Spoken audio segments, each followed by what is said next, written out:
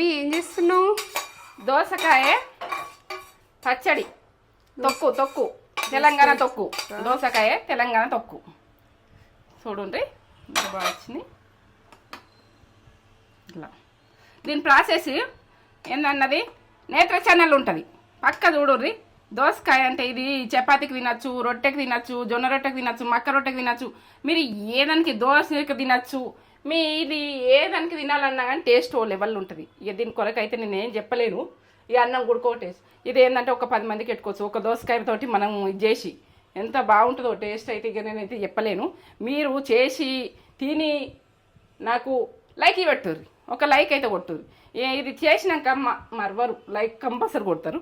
చేసేదాకనే అది చేసినాక మాత్రం మీరు కంపల్సరీ కొడతారు. అబ్బా ఈ దోసకాయ పచ్చడి ఎక్కడ ఉన్నది లైక్ కొడదాం అని కొడతారు.